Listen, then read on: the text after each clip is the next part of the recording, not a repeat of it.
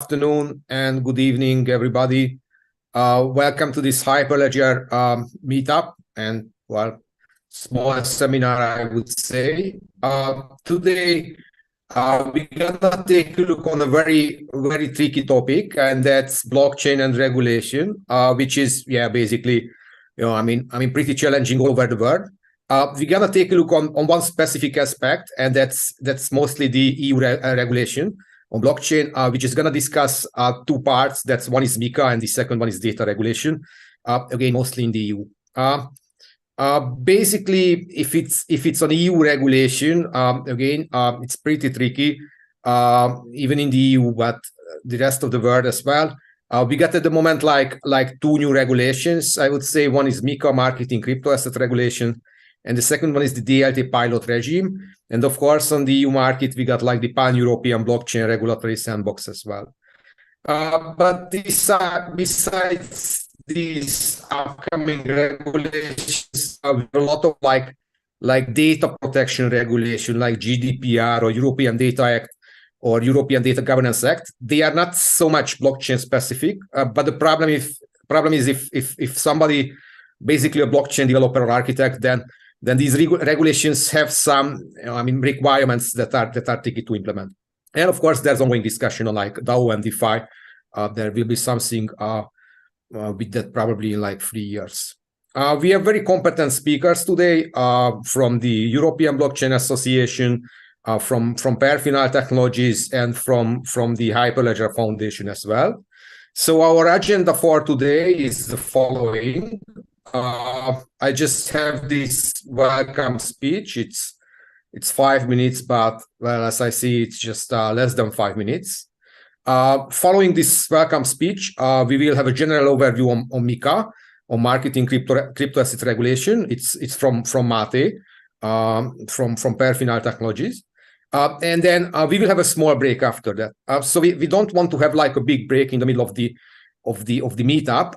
We will surely have a big Q&A and discussion session at the end, but we will have like a 5 minutes break after this MiCA presentation, so we can answer like 3 selected questions for MiCA, basically, and then again for more questions or for discussion that would require more time, so we can have a bigger session at the end.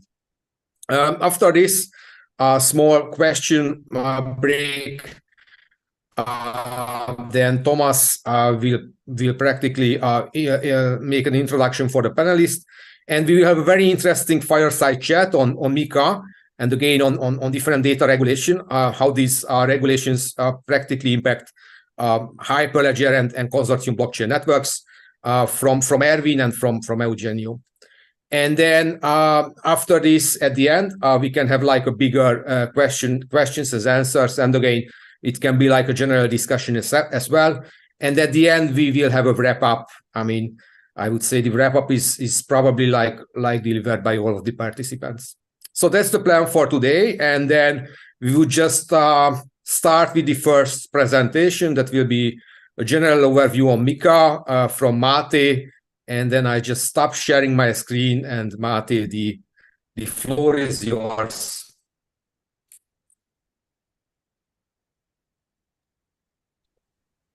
Thank you very much, Daniel. Welcome everyone in this session. Let me share my screen, and please give me some confirmation if it works all right. Yes, looks good. Thank you very much. Let me start the presentation there. Yeah, there we go. Looks good? Yes, it looks good. Thank you very much. Yeah, indeed. All right. Thank you very much, Daniel, for the intro. My name is Máté Brezovszki. I am CEO and founder of Perfinal. With Perfinal and I myself personally, we are generally sitting at the place where we usually bridge innovative ideas with on one hand technical solution, but now as the regulation evolves, we are also looking at regulated solution. Perfinal, by default, we have created a core banking system with the vision to create an efficient and powerful solution for e-money institutions, and within that system fits virtual account management as the core proposition. And in this presentation, I will talk about that how MiCA is basically approaching And yeah, to tell you the truth, it's not always easy to talk about regulation in an interesting way. So how I approach this particular topic is a little bit from the context and practical side.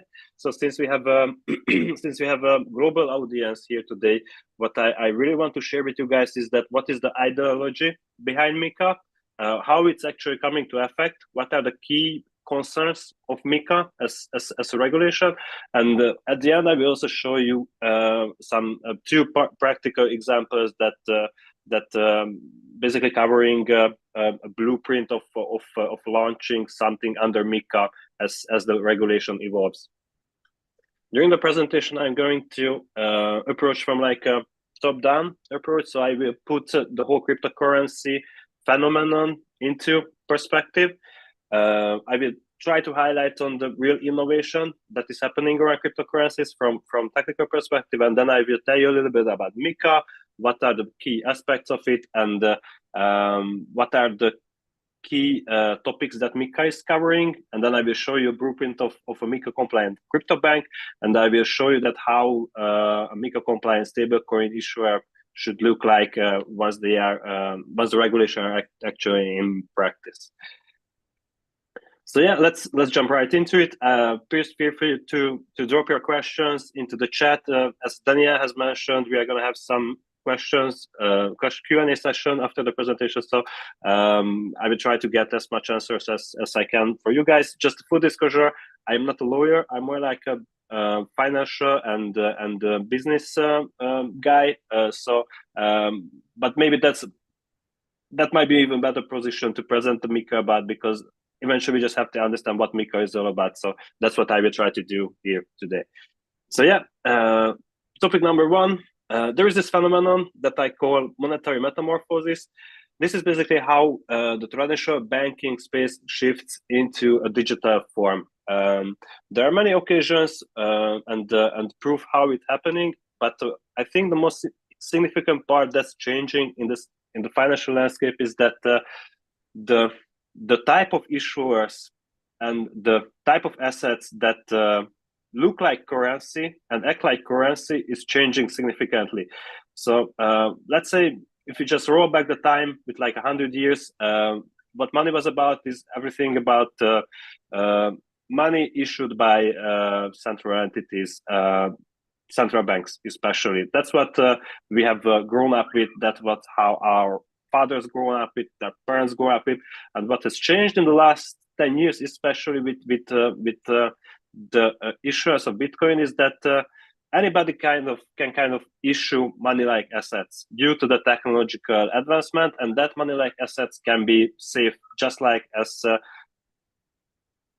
money issued by centralized entities. There was this kind of middle ground in the meantime where e-money came into the picture. E-money is basically the regulation for PayPal-like operations in the EU. In the EU, this certain virtual digital currency issuance has been regulated in the mid-2010s, and we have seen big neobanks emerging from this regulation, like TransferWise or Wise.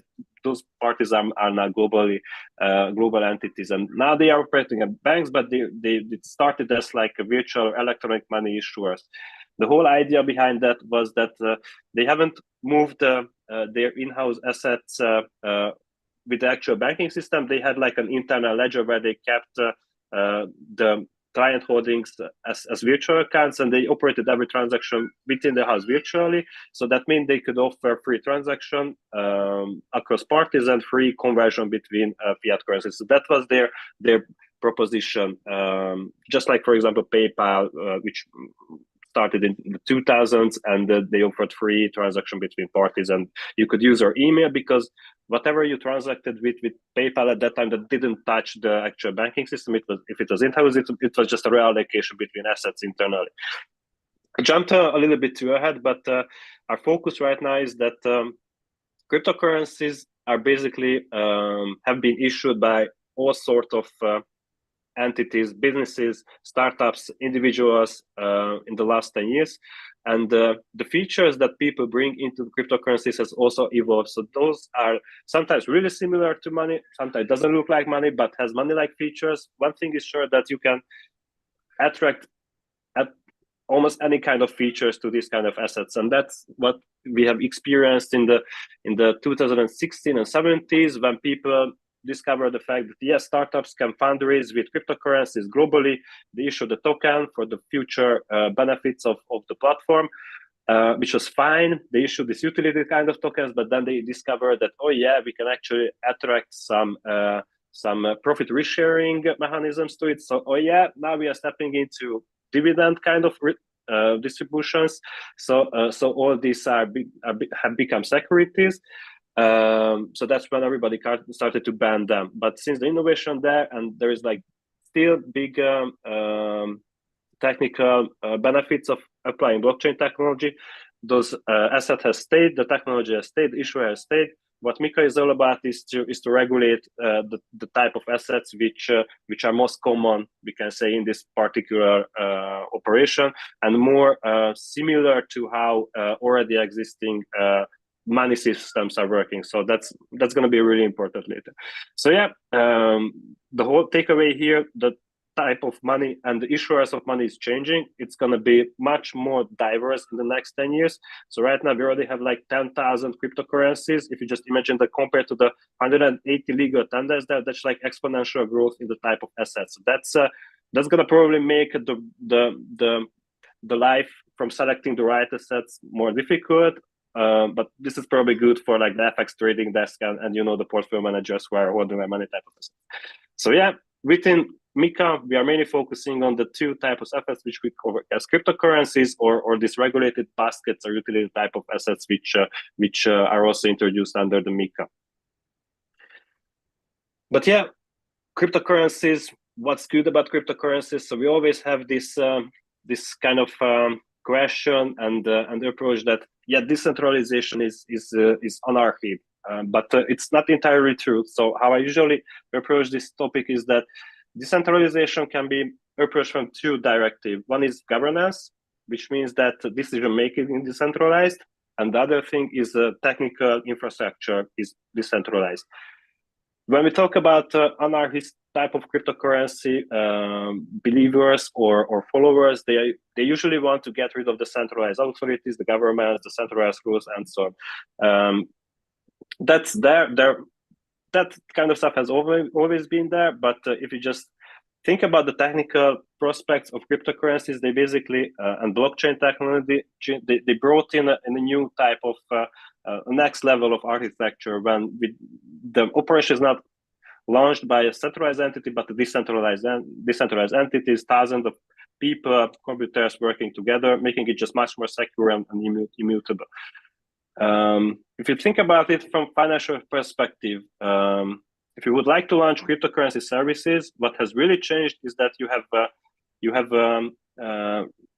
have to work with additional layers of technologies that you have to keep secure. So if you just think about centralized banking and digital banking without any cryptocurrencies involved, your application mainly focuses on the first two layers of this technical layers. So customer UI, you have to make sure that you're not subject to any kind of attacks and threats that affect the customer UI and the customer.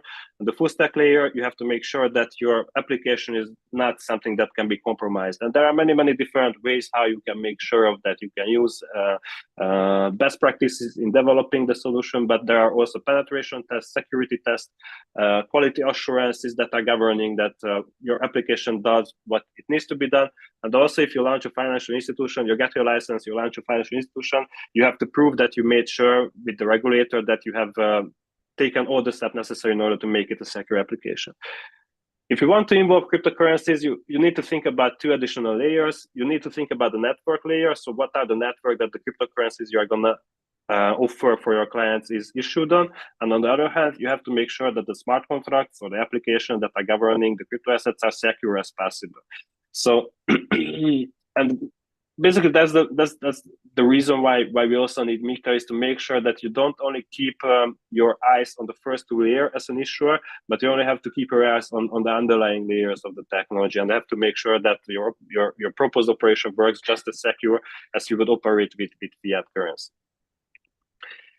So yeah, what's new with MiCA regulation, markets in crypto asset regulation? I would like to say that basically nothing new is here that we can see. That's why I put the title as Old Wine in New Bottle, because what MiCA is all about is basically bringing the same level of security to the same type of assets used by the customers.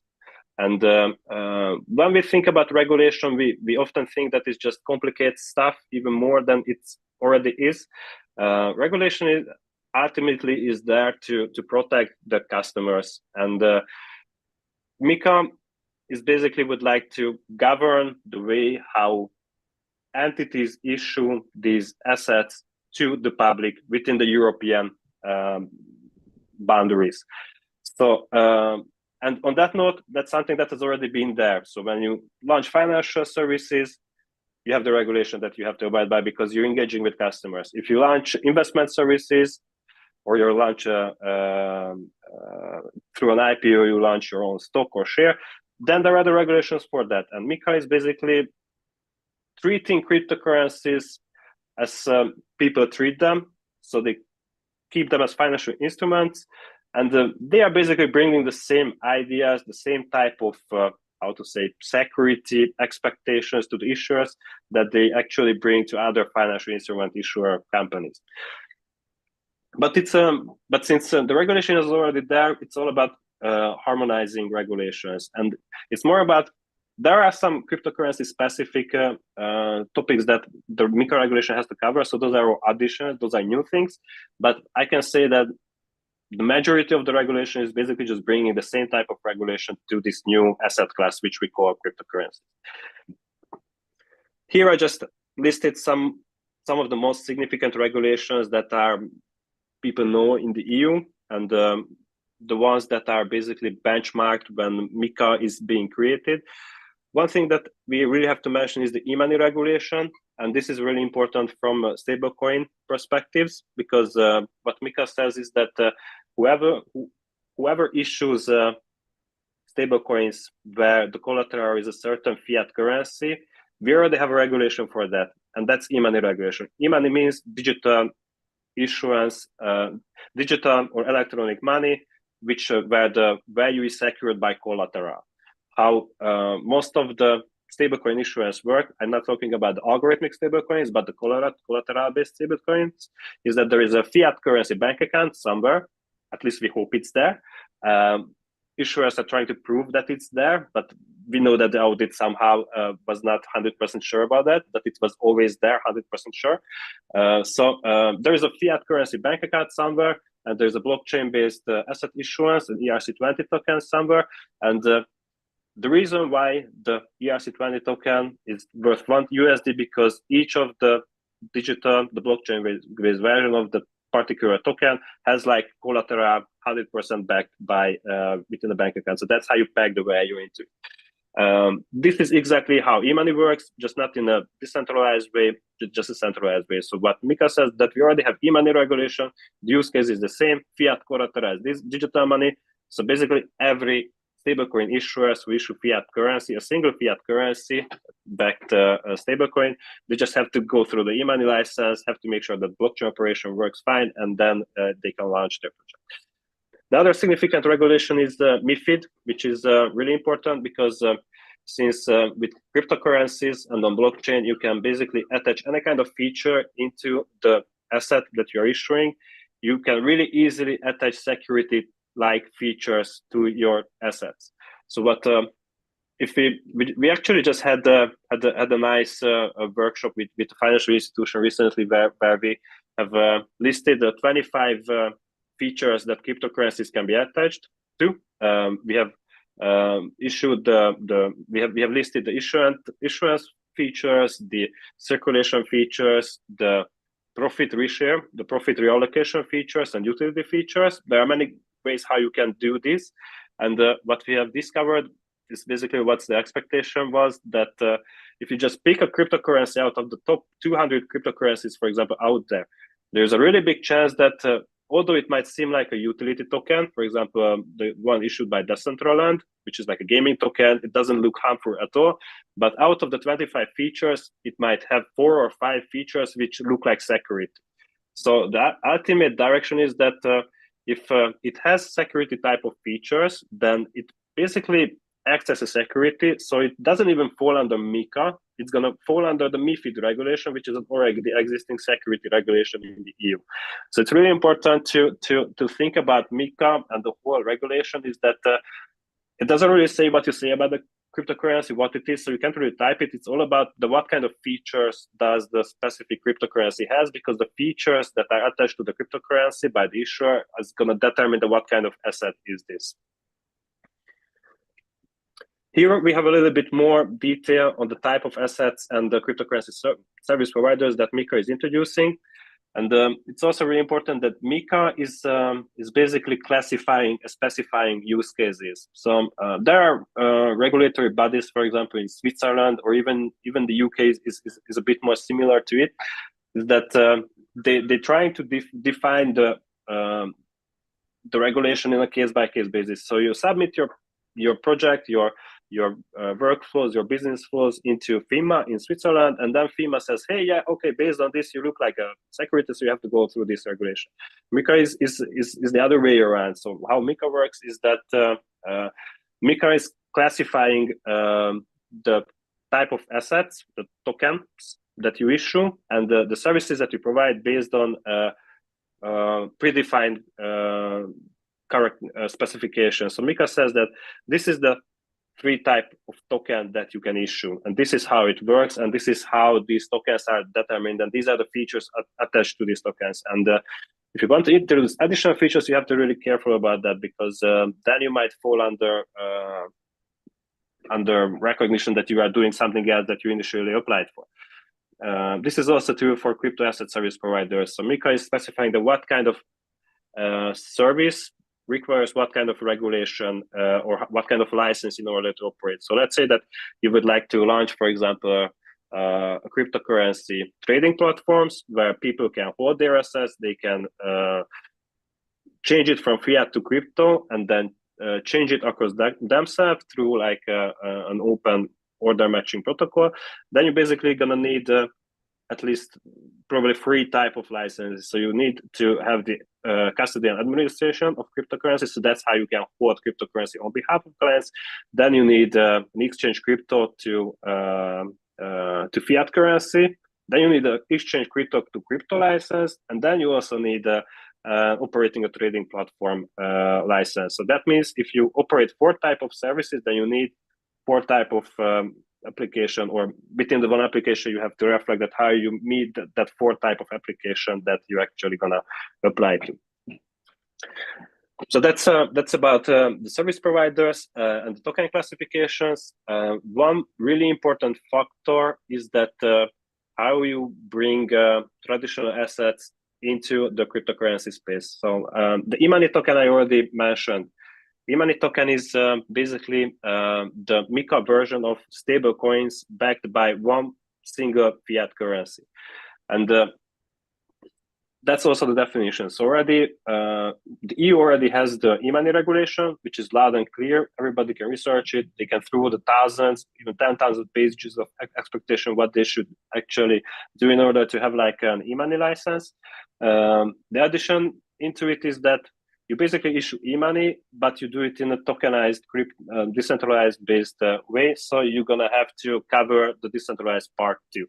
So one thing might be easy actually for existing e-money issuers to launch stablecoin on blockchain, because they already have the e-money license, so they just need a MiCA clearance after that.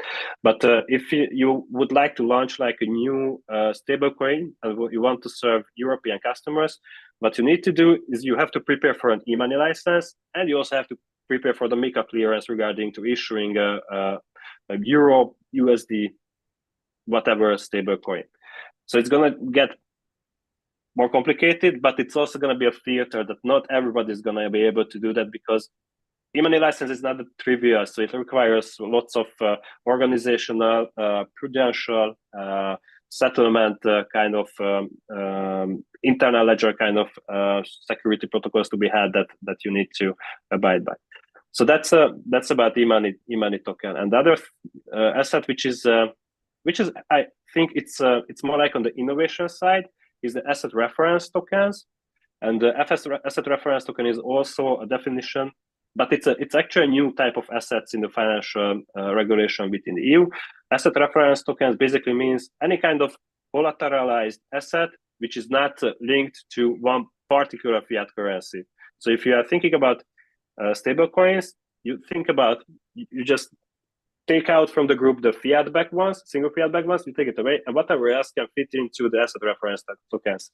And there you can issue commodities like gold-backed cryptocurrency. There you can have like basket of cryptocurrencies. So even you can put together 4 fiat currencies and issue a token as a reference asset into it.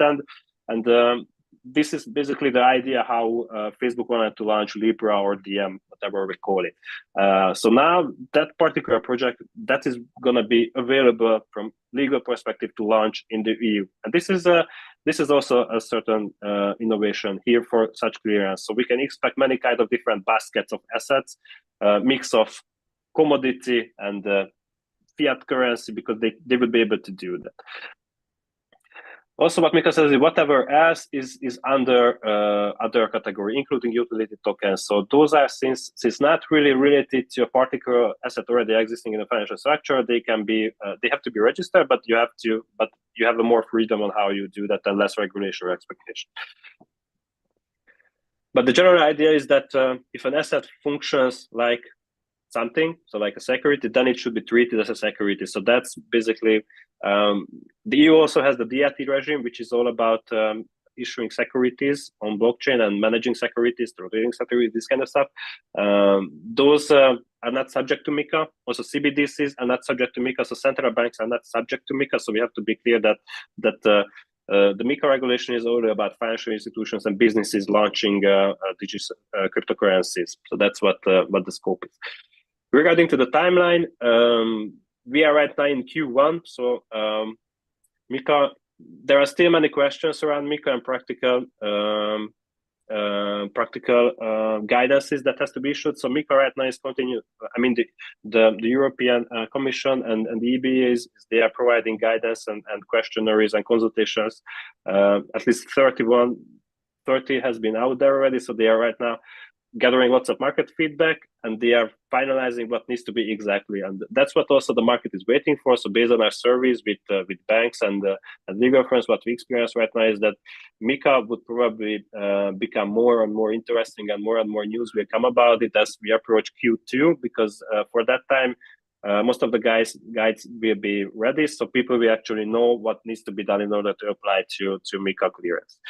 And the first deadline of going live is actually June 2024. So that's when the e-money token regulation and the asset reference token regulation goes live. And this also represents that these two asset types are basically one of the most significant areas what MiCA wants to cover, especially because of fiat-backed stablecoins that's already in circulation. So they want to protect the customers against uncollateralized assets which are not securely issued. And then in December we have the deadline for everyone else, for all the utility token issuers, the custody providers, trading platform operators, exchange of crypto assets, executing orders of crypto assets. This is like portfolio management related things. There is also a transition period that needs to be done. So in order to have like a MiCA regulated issuance, you will be able to apply after June, or if you want to provide a service, you will be able to apply after December. This mainly refers to new kind of services or new kind of assets issued under MiCA, or asset reissuance, service relaunch, this kind of stuff. But already existing providers who have either have their existing operation or they already have a license, for example, in France or Malta, they're going to have a 2-year, almost 2-year, 1.5 year, something like that, transition period. So they will have some time, so they don't have to shut down at June, or they don't have to shut down with the exchanges at December. They have to make sure that if they have already some sort of license, they are able to operate with that until July 2026. So that's the latest time when they have to get the MiCA clearance. Yeah, so right now I'm overstepping a little bit probably on my time, so I will just wrap it up with 2 examples. I don't want to get into the full details of it. I just wanted to give a a little overview about the complexity, what a crypto bank should expect and an EMT issuer should expect.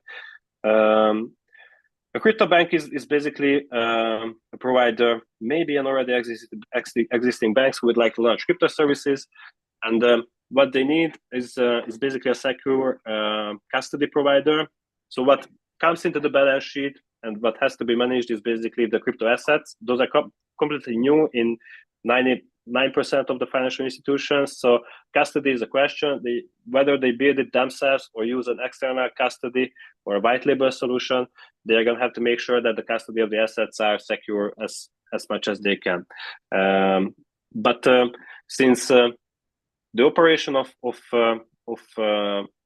transactions, it's already operating in a virtual space. So if you think about Coinbase or Binance, once they transfer or convert assets from crypto to crypto, there is no actual crypto movement. So that's why it's free, that's why it's cheap. So what they need to basically avoid all the on-chain transaction fees is a certain virtual account management system. People call it treasury system, people call it internal ledger of crypto balances. This is basically the place where the financial institution operator has a client level breakdown of assets, because in the custody they have like aggregated accounts, so they have all the crypto assets in a couple of accounts. So they don't do customer segregation, because if they would do, then they would have they would just have like lots of transaction fees added to that. So, and one thing is changing significantly is that since cryptocurrency exchanges already operate this way, and they operate it in the EU. But what will change is how secure and how transparent and how audible is their internal ledger, and how securely transact on behalf of clients. It's even between clients, but also between the company and the clients, because they really have to make sure that they keep a really strict rules and operations with 4I principles, multiple approvals, multiple signatures, to make sure that there is not happening an unapproved movement of assets that is not subject to the actual operational structure. So this is basically to avoid issues like what happened with FTX, where you basically they used the client money, they moved it from the virtual account management system into an external account, they invested in it. So basically the collateral behind the client funds have been fraudulently used. So this is something that has to be avoided. And this is basically the most significant change. In addition to other compliance rules that has to be met with EMS, you have to implement the travel rule, which is another little bit smaller regulation, but you have to keep track of the information of the transactions within the EU.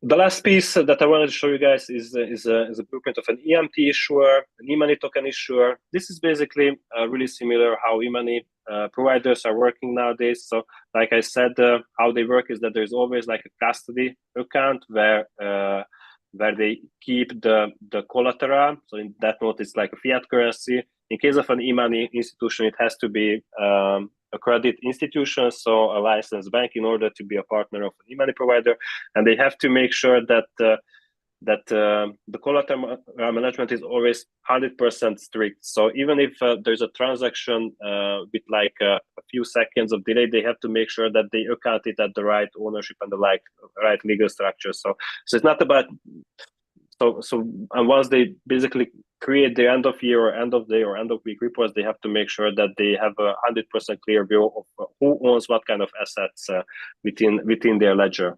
So that's really important. What they need to also do is they need to integrate with the cryptocurrency part. So they're gonna need like external crypto custody where they keep the crypto assets. But what they also need to do alongside their existing stablecoin e-money token management system is they need to have like a completely synchronized on-chain token issuance and management system, because whatever they do on-chain with the transaction, they have to make sure that they have their own 100% sure internal balance and record of that transactions, and they also have to make sure that nothing happens on-chain that is not approved by the specific financial operation structure it has. So the already existing operation, how e-money token issuance are now operating, they're going to have to make sure that their on-chain asset management is also 100% sure, and they have to prove it towards the regulators. How to prove it? It's a good question. So we are in discussion with a couple of central banks on what they expect regarding to security measures, or how they basically evaluate an application. One thing is sure that the central banks will also, because central banks or other regulatory bodies will be the ones who basically approve MiCA applications at the end, and they have to make sure that they have the tools and they have the know-how in-house, which allows them to understand not just the documentation but the security part. So I'm not saying that the regulators are going to become security auditors, but they are kind of already hiring people who can read smart contracts and understand what's actually in the smart contract operation.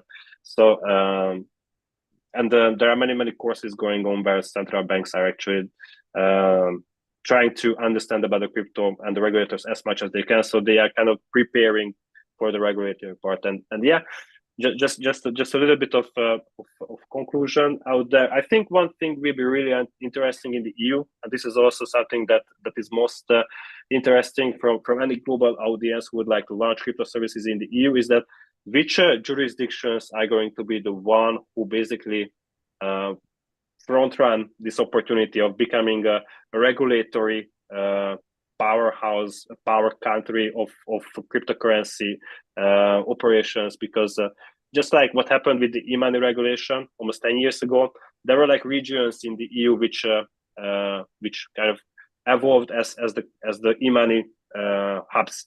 We can talk about Estonia, Lithuania, UK. Now their Benelux countries are picking up.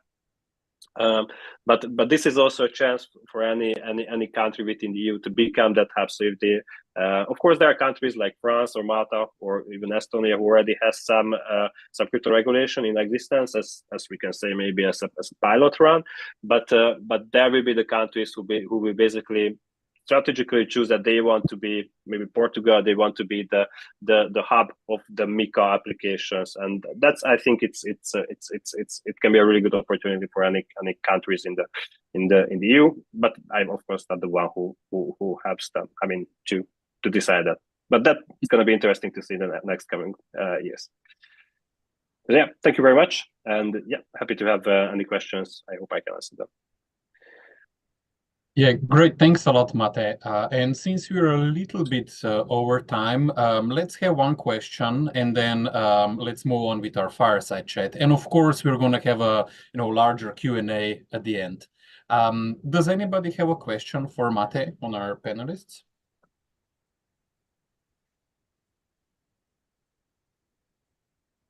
I see there's one question from Jim. I see one, yeah. Mm-hmm. Yeah. I can take it. So are there separate standard regulations for custody service providers?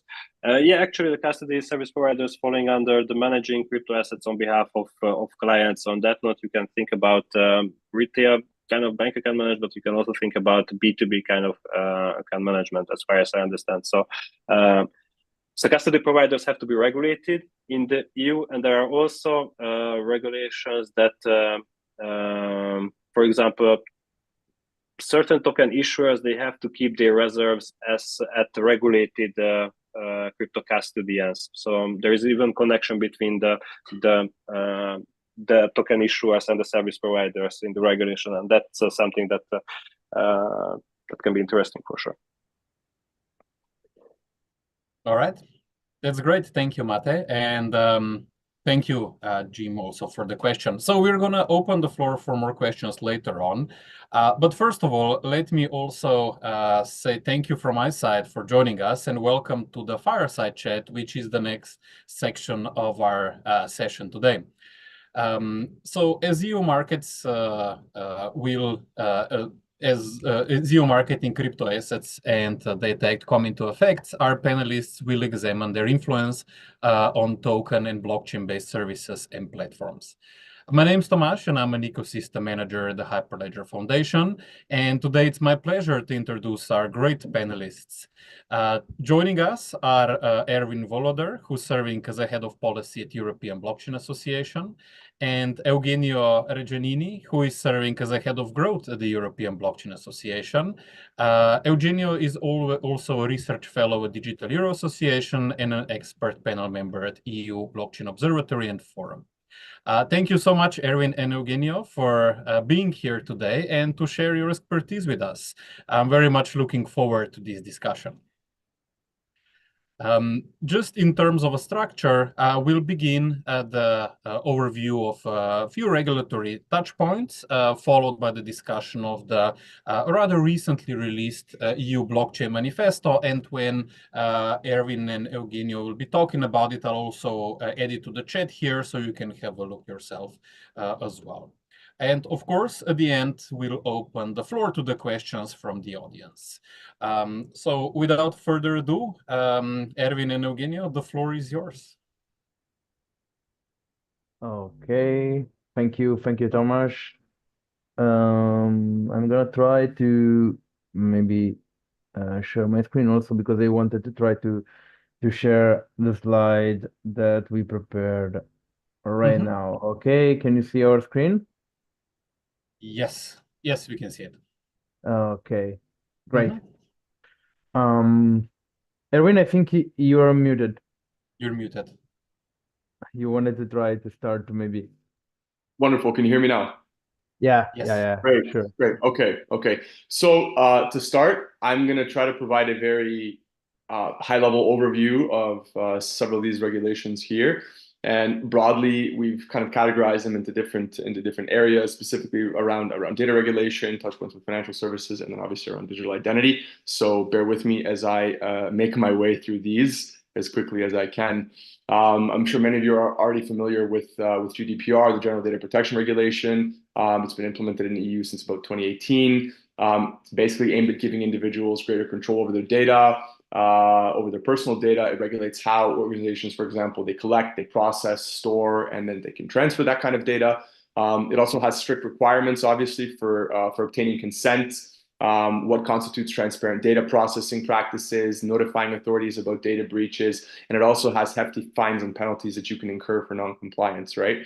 The reason being is that private data, so personal data, PII, it's a non-rival good. It's considered a non-rival good in Europe.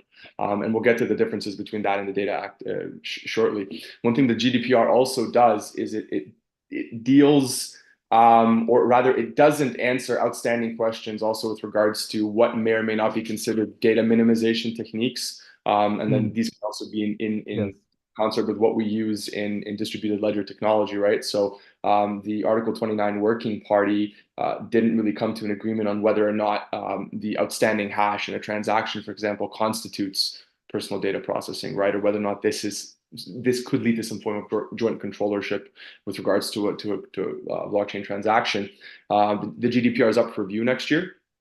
Likely, given the developments also in the European digital wallet, which Eugenio will speak with shortly, and with the EIDAS revision, the legislator is likely going to have to come to some determination on this, or at the very least, begin to think a little bit deeper about selective disclosure, data minimization, and what may or may not actually constitute full or partial anonymity, and how this may be compliant with data processing, personal data processing in the future. The Data Act, on the other hand, so the Data Act's fairly recent. It entered into it was adopted and published in the official journal in November and in December of last year.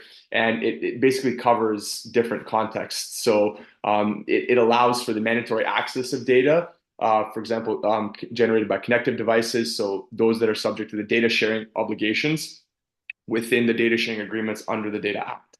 And then this has to do with also consumers, businesses, and public authorities. It deals with data sharing between SMEs. So when SMEs are involved in data processing services, this includes things like switching, international transfer of non-personal data, and things like interoperability. As a side note, from an association perspective, we dealt a lot with the Data Act over the course of the legislative period, and we engaged heavily in the political trialogues. And and this is my own reading of the Data Act, and I've raised this with regulators, is that the terms interoperability and standardization are used almost interchangeably throughout the text, and they don't have the same practical or functional equivalence when you actually look at it from a market perspective. And this is where the industry was also kind of raising questions with regards to the false equivalency or potential false equivalency that was raised there. So basically, the data processing services, they intend to increase the data availability and facilitate different kinds of data sharing among players. So like from a B2C perspective, a B2B perspective, and even a B2G perspective. So we're talking about the Data Act can be seen as like a horizontal, or what's called a horizontal legislation, right? Because it covers different aspects that are related to data sharing. So everything from the connected devices, so think like IoT, all the way to mandatory B2G sharing in very exceptional circumstances. And then it tries to also address things like contractual imbalances in data sharing contracts, relations to cloud switching, and again, the international transfers of non-personal data or interoperability. On the financial services side, I'm not going to get into MiCA because Máté did an excellent job of providing an overview. So I'll jump right into the DLT pilot regime. You can think of this as basically the EU's pilot regime for market infrastructures that are based on distributed ledgers. So it's effectively a regulatory sandbox. It allows eligible firms, and there's different qualities of those, or different categories of those rather, to apply to operate either like a DLT-based trading facility or a type of settlement system for financial instruments, right? And then this is to be done within a flexible regulatory environment. So you have different kinds of eligibility. So you have authorized investment firms and market operators, so they can apply for what's operating a DLT MTF, so a DLT multilateral trading facility. You'll have authorized CSDs, so central securities depositories. They can apply to operate a DLT security settlement system, so a DLT TSS, or pardon me, a DLTSS, and then those two groups together can apply to operate a combined DLTSS and DLT MTF, so it becomes a DLT TSS. There's a lot of acronyms at play here. Essentially, it gives them exemptions for things like the CSD and MiFID for a period of several years. It allows them to plug and play with different types of DLT market infrastructures, including development of tokenized securities and digitally native securities. And then it allows them to apply for specific exemptions from those general regulations. So like if you're subject to regulations that are applicable to equivalent market infrastructures, then you can have those, you can request to have those exemptions put in place. For the DLT TSSs, so the trading and settlement systems, there's really no traditional equivalent to that. So they're subject to rules that are applicable to both the DLT MTFs and the SSs. So there's a few exemptions, primarily to avoid any overlap. You may also have exemptions for example, certain types of specified requirements under the general regulatory framework, in cases where those requirements are not compatible or incompatible with the proposed DLT use case. Each type of these exemptions is granted, and it's subject to certain or specific conditions, and it's subject to the conditions of the NCA, also in partnership with ESMA or in dialogue with ESMA. So there's gradated steps to this. It's also important to mention that the DLT pilot regime may allow for exemptions to some kind of models where you can provide direct access to retail investors, or rather settle in commercial bank money as opposed to central bank money. And so these are other things, and specifically the central securities depositories, they may also apply for exemptions that aren't designated under the Settlement Finality Directive. DORA, on the other hand, the Digital Operational Resilience Act, it focuses on a complete other side for financial entities requirements, and this is basically their OPSEC and CyberSec to create a more durable financial ecosystem. So it deals with things like ICT risk management, so internet communication technology risk management, their reporting requirements, how they manage third-party supply chain risk, how they conduct intelligence sharing for cyber risks, and their risk testing, their digital operational risk testing. So it's a regulation that also captures crypto asset service providers, it captures credit institutions, traditional financial companies, and it's to strengthen the IT security of those financial entities. And it's basically, like I said, because it also applies to CASPs, it has that linkage to MiCA, where MiCA handles certain, let's say, more governance requirements and capital threshold requirements for issuers. DORA governs the back end, actually the plumbing and how safe the plumbing is.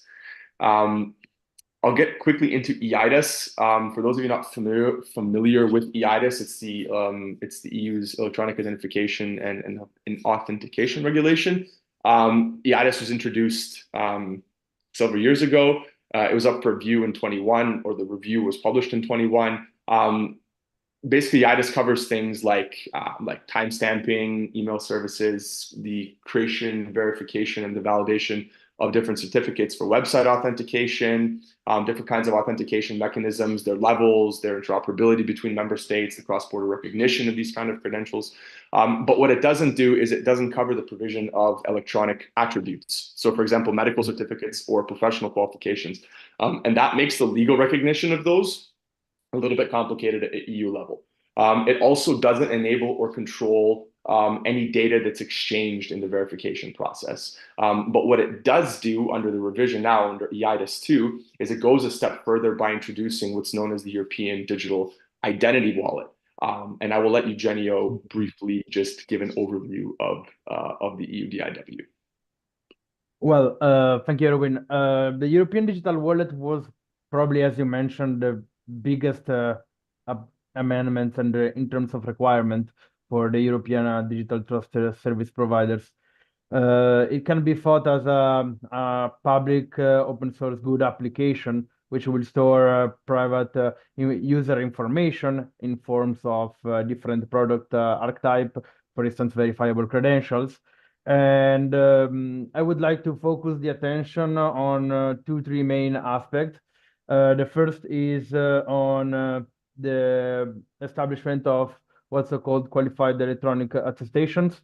Those are essentially additional attributes which can be framed into, for instance, again, verifiable credential, documentation, or different kind of tokenization standards to provide a value from the users as from taking from national competent authority in terms of private information from the user itself.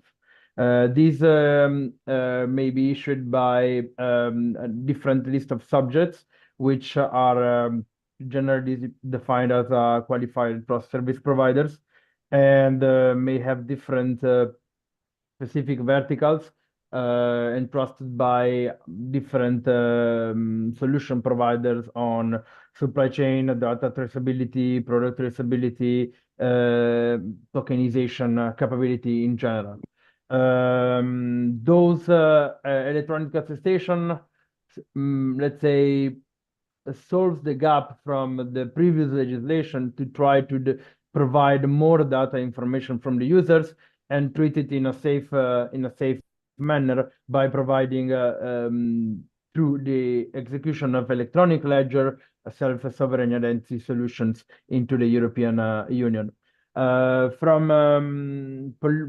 like background perspective on the project was led by the division DG Connect at the European Union, and in terms of services, it's really meant to provide a gateway for retail digital trust services in Europe, where it's will be probably crossed. It's 20. Then the second one will be 20. Hello? It's two coursework.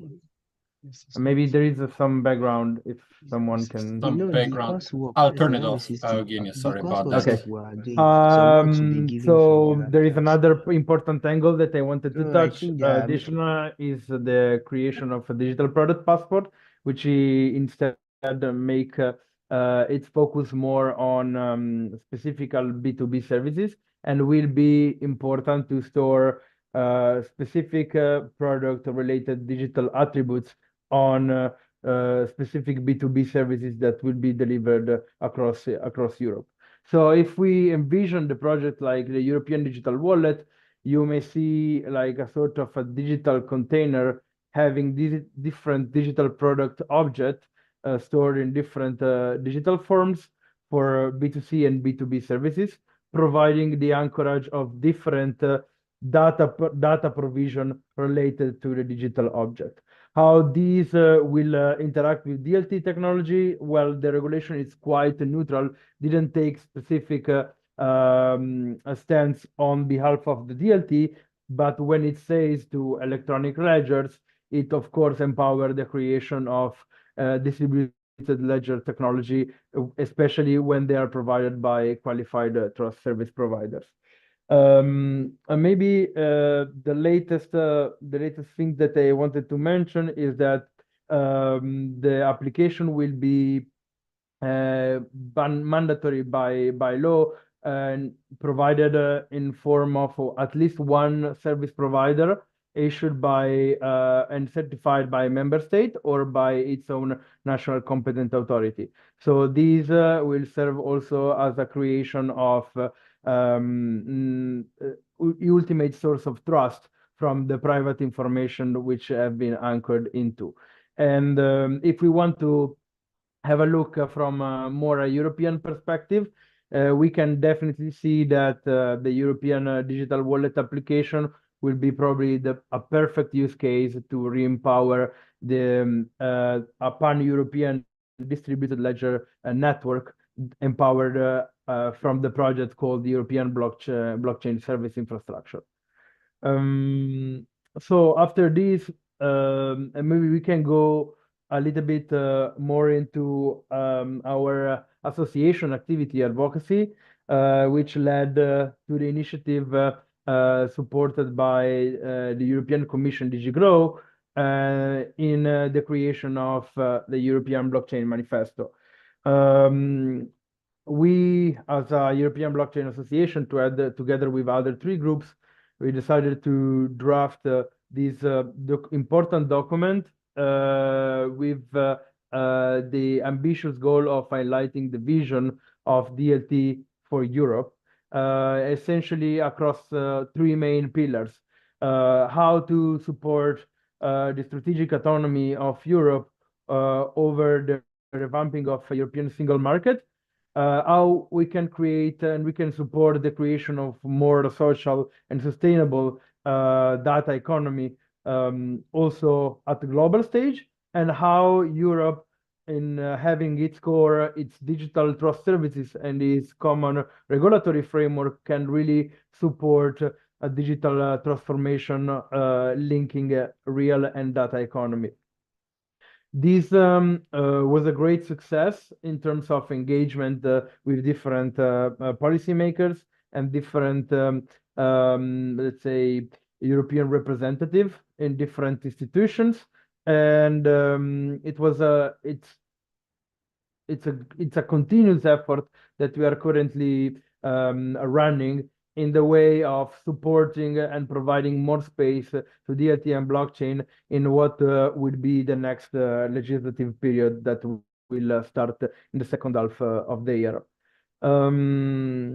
We invite you also to look for this manifesto online. We're happy to provide a link in the chat to read it through it.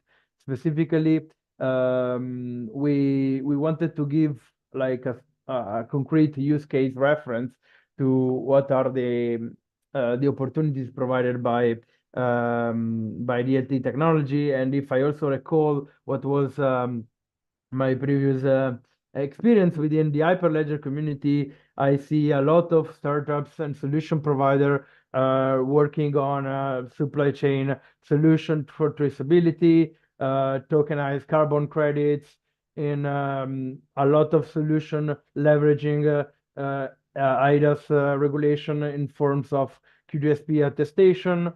So I see that this piece of this documentation as a sort of empowering a little bit of also what was my experience in the community in the past. I think this kind of documentation can also support the creation of new wave of consortia, which may be different structured in a way that to join a common different capability across different service providers, rather than focusing on a specific use case and RD solution. And this could be also a new wave of opportunities for Hyperledger community in Europe. I think we wanted to end our conversation, our fireside chat with some cool question that we over which Erwin and I will try to come to some points, and also touching on the different regulatory landscape, and adding some market and experience consideration that come from our activity. We decided to anchor this question over these three points, because we believe that the EPSI cover the infrastructure point of DLT. So how potentially solution providers which are leveraging a Hyperledger solution can anchor to EPSI, to European blockchain services.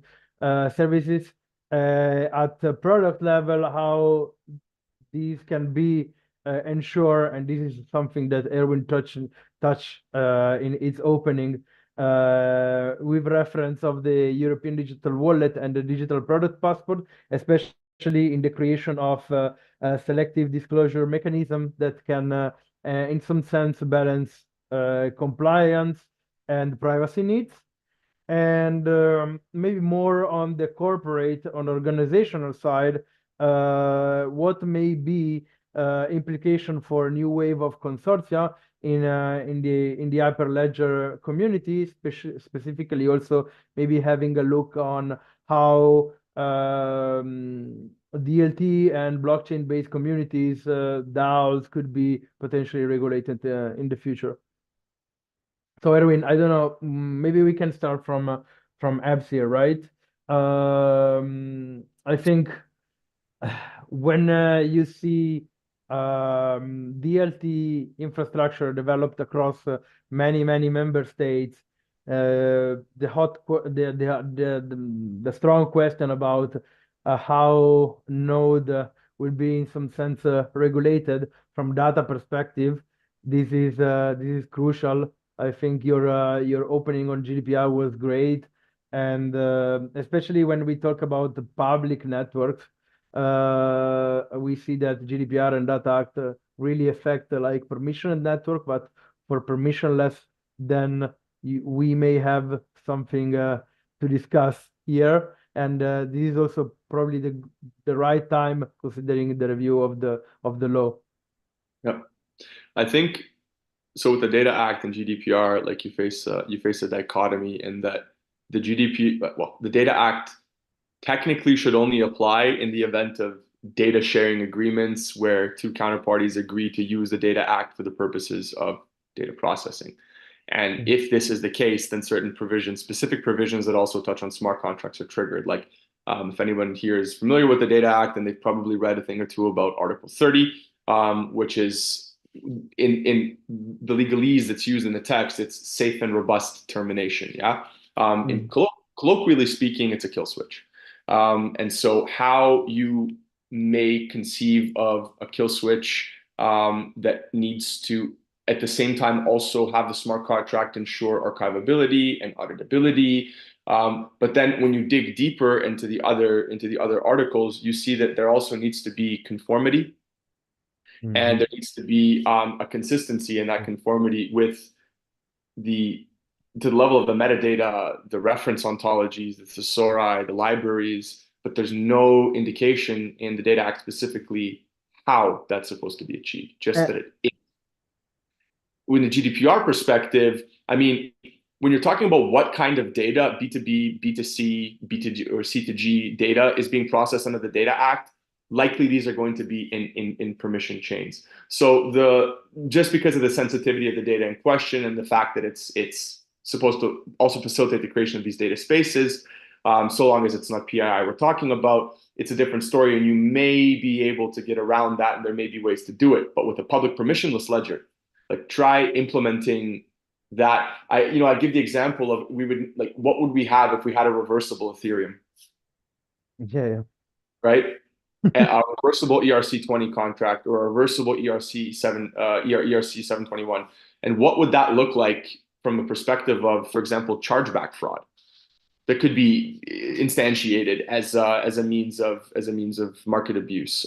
Regulators are talking a lot about MEV, toxic versus non-toxic MEV, but that's a genuine concern when you're talking about public permissionless blockchains and mandating these sort of things. So if it was ostensibly possible. Now with the GDPR, because we don't have clarity on these minutiae, but the devil's in the details. But at the same time, you see the commission and the institutions moving towards the creation of certain or elevation of certain credential schema for specific reasons that need to also serve the public interest. Then you start to have like a bit of a random walk, because you realize that you're circling around a ZKP drain. Essentially, one way or another, you may end up at that as the form of selective disclosure. So I think, will regulators seek to put a clamp on nodes and on node validators?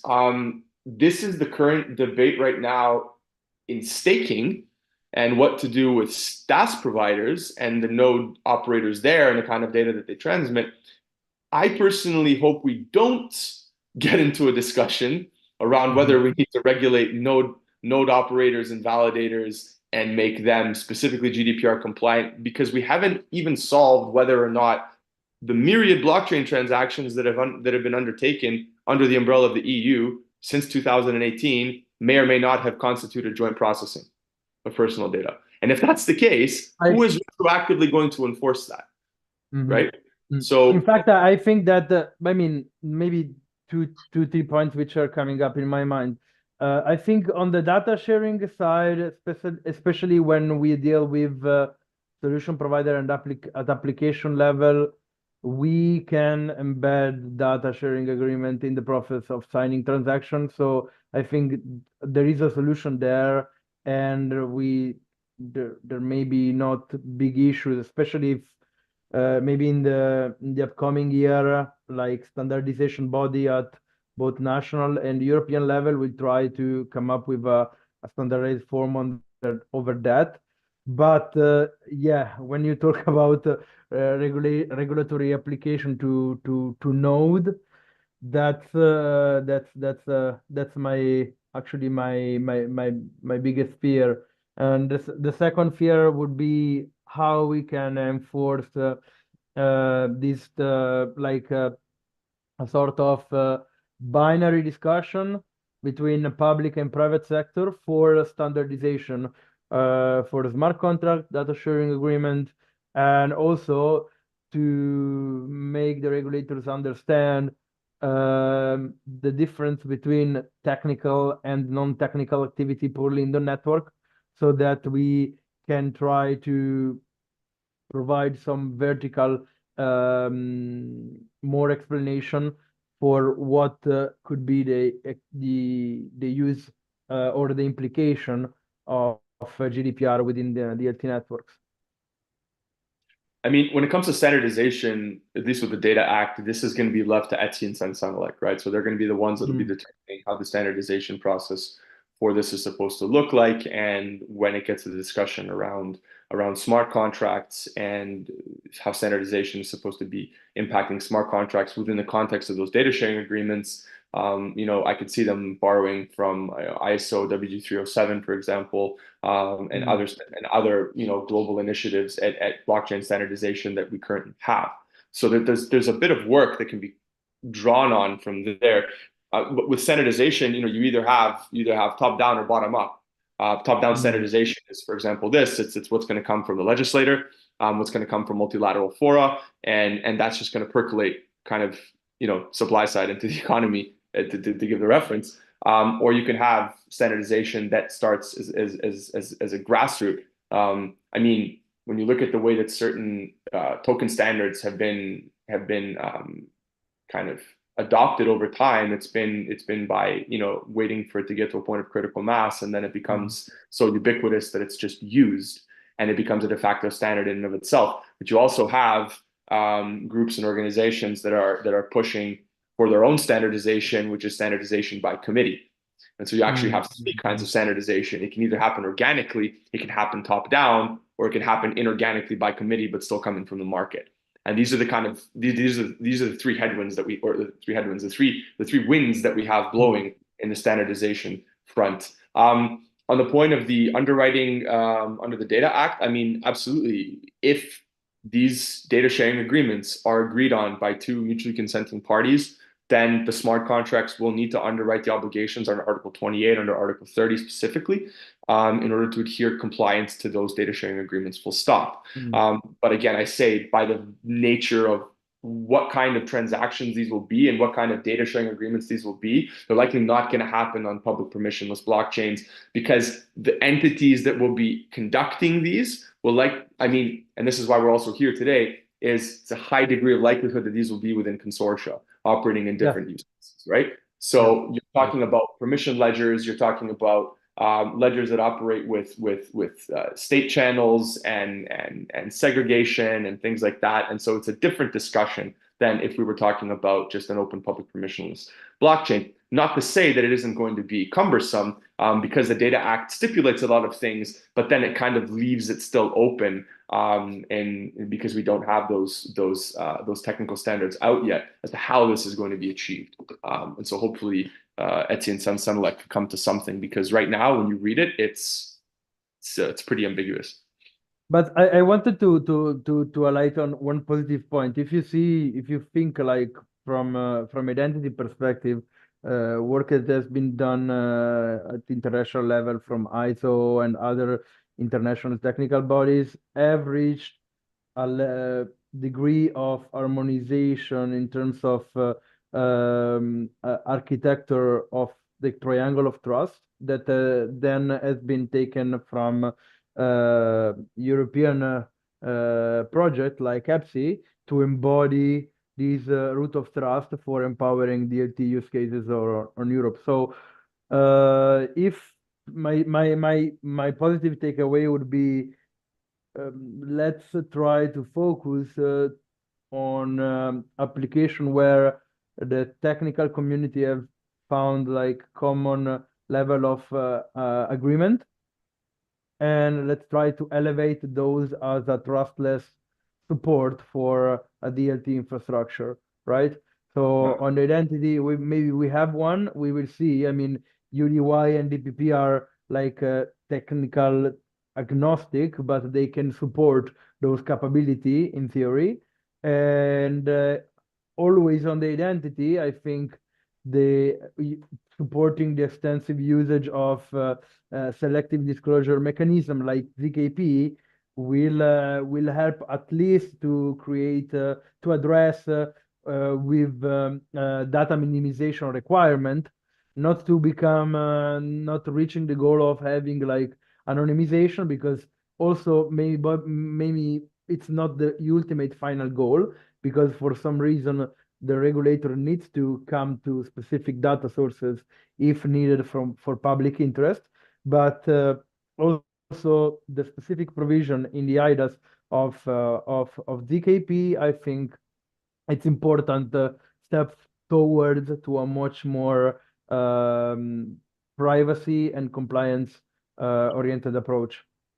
Yeah, I mean, with EBSI, at least you see that at least on the level of the credential schema itself, like it's transposed W3C standards into the architecture, into the reference architecture. It's JSON LD, it's JOT compatible, so it's got a lot of that going for it. Should also note that EBSI is going through a bit of a transformation period now. We have something called the European Digital Infrastructure Consortia, which is basically being led by the Belgian Council presidency as one of their kind of flagship initiatives. And you can think of this as like, if you were to kick EBSI down to the member state level, and EBSI itself, you could almost think would just be relegated to like a service provider that's providing the open source architecture for these national blockchains to link to and build on to provide their cross-border services and things like eGov and public goods and whatever. And then EDIC itself would be funded from the member states rather than from the commission where EBSI is currently funded from. And so this kind of changes the operative dynamic of what EBSI may look like in the next 2 to 3 years. But another really important thing to note there is that for now, I mean, when you look at the European digital wallet, like we have 4 pilots currently, I think, that are looking at different things. European Digital Wallet Consortia. Then you have there's a Nordic pilot. I forget the exact name, but they're all looking at these different use cases. And so, one thing with the European Digital Wallet that's also important, aside from EBSI, is that it's eventually also going to need to be able to support the digital euro. Exactly. Euro transactions. And so now you're talking about selective disclosure and you're talking about the need for data minimization and privacy. This takes on a whole new dimension when you consider that the EUDI needs to also be able to facilitate or manage those kinds of payments. You need to be able to pay from your digital wallet for certain services, and how that backend architecture is supposed to communicate with itself, I still think is an open question. I would say that the certification of smart contracts at member state level. So, I mean, smart contract certification is, especially over the last 18 months, has been an increasingly vocal talking point coming from regulators. And you have different, so the French, the ACPR and the AMF, you know, they released discussion papers where at different instances they've talked about whether or not we need to borrow from different verticals in the economy. How, for example, product lifecycle models are governed, and the product standards that are applied to actual like physical goods. And then, do we need to apply these similar things to blockchains? In the product liability directive, for example, at EU level, you also see the inclusion of requirements for electronic ledgers, which could be read to also include blockchains. You see certification or quasi-certification also of smart contracts, or at least the ring fencing of smart contracts through the Data Act, if not outright certification. So, you know, I think it really depends on what the use case that you're deploying a smart contract for is obviously going to determine the type of certification required. Like, if we ever get to a point where we're certifying smart contracts for financial services, it's going to look a hell of a lot different than if you're certifying smart contracts for supply chain. Sure. And also, I think that here standardization will be much more needed with the engagement of private sector, actually, to ensure different level of safety and liability for different kind of use cases, because this is what we are talking about when we are discussing about the product liability directive, right? So if a smart contract suffer a malfunction in its operation, there may be different terms of liability according to the specific use case that is delivered. But I wanted to focus also maybe on to conclude on a little bit on EBSI and EDIC with the dimension of consortia, because I think EDIC is probably gonna be the pan-European consortia, and I think we thought something very cool to think how technological solution consortia, Hyperledger based, with different service provider, maybe someone which is providing inside supply chain capability, someone which is providing finance capability, someone which is providing green certification, ESG certification, could actually leverage these European consortia and essentially enforce cross-member state use cases, right? Yep. I think, I mean, at least to me, the discussion of that is still a little bit premature, although it is coming. I think right now the consortia should be more worried about the Data Act than they should about EDIC. Although EDIC is in effect a consideration, but what they're going to need to comply with currently is what we already have. Because that's one of the operation. My question was more from strategic perspective, but I see your point. Like, operationally, what do they need to take care of tomorrow to be to be compliant? From a thought exercise perspective, I think definitely, because EDIC is is going to have to encourage the development of these microservices and add-on services to plug into the network itself. And then these also, depending on the way that the data is treated and the way it is being utilized, may also, for example, have Data Act implications, or may not, or may have other implications, because EDIC isn't only going to be, at least to our understanding, it isn't only going to be just a simple public goods facing, credential management cross-border and what have you. It should have different applicabilities, and the whole point for it to scale, because now you've kicked it down to the member state level, you need to encourage the private sector to provide the services and to build the solutions. Otherwise, it exists there in a silo, and what's the USP? I agree with you. Eugenio and Erin, sorry to jump in. I just have to raise we have 8 minutes left, just so we know that we are keeping in mind of everybody's time. Sorry about that. It's a great discussion. I hate to interrupt, but just to keep in mind. No problem. No problem. Should we then just conclude with Eugenio, with the question on the consortia then, or how do you want to play the last few minutes? We can have a little back and forth, or maybe even leave maybe there are some Q&A. Maybe we are happy to. Yeah, if there's any questions, we'd also be happy to answer any questions. Yeah, there's 2 questions, 3, I think, in the chat. And maybe if you wouldn't mind covering consortia part, I think it's great. Eugenio? So maybe we can start from this. I think that one main consideration that consortia will need to take care of, aside of the operational part that we already discussed with the Data Act and GDPR potentially addressing, it's more on community development and collaboration, more at corporate level. Because I think if we think back, consortia when started in 2017, 16, 18, they let's say born use case oriented as a sort of R&D exercise for different kind of enterprise to share knowledge and develop use cases.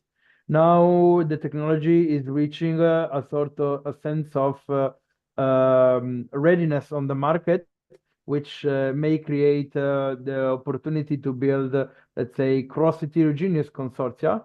And this is something where I was mentioning before, having different service provider delivering each a specific mile of the use case, but at the end delivering a better user experience overall in the execution of the consortia itself. And so as a way to essentially create a hybrid form between consortia and sort of DAOs, okay, which works in a more permissionless space. And at the same time, as a way to embed, let's say, governance rule within a corporate environment and provide a more comprehensive user experience to customers.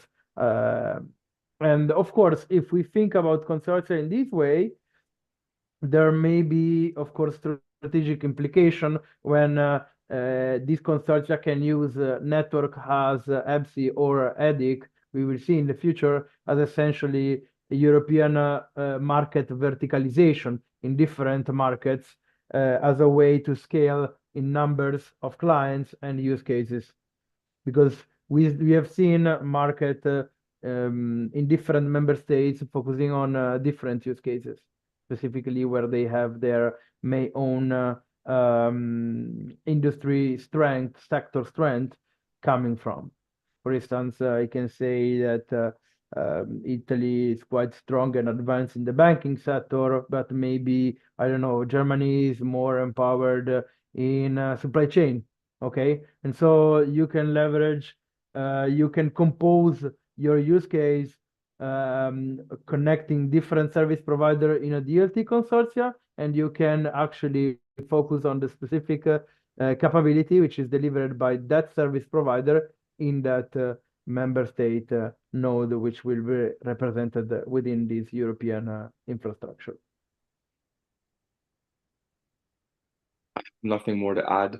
to that point. I think also being mindful of the time. I will just say maybe one thing. You raise a really good point on the comparative advantage. And you see this also, and Máté touched about this earlier on in his intervention. Regulators typically have advantages when it comes to, or preferences when it comes to what kind of licenses they issue. And you see, for example, with the e-money institutions, right? Luxembourg traditionally has always been really strong with AIFs and UCITS. Germany, even with regards to the vast licenses that it's issued with BaFin, a lot of custody licenses there.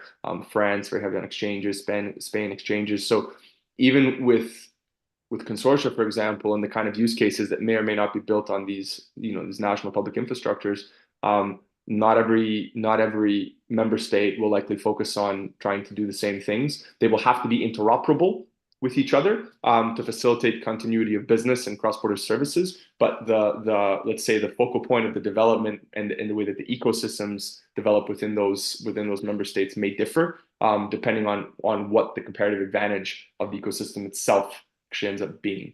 And I think that this is also important to consider. With regards to the questions, we had one.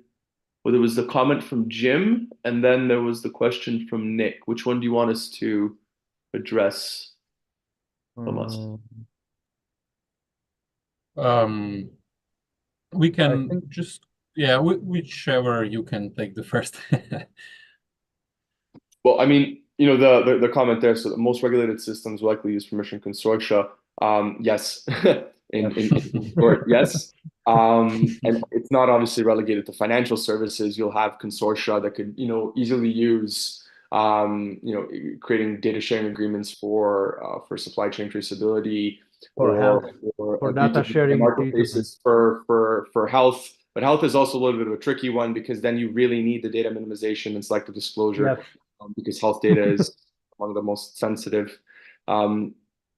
With Nick's question, are there any public blockchains out there where a user enterprise can confidently delete non-transactional digital content without relying on the node operator to carry out their wishes?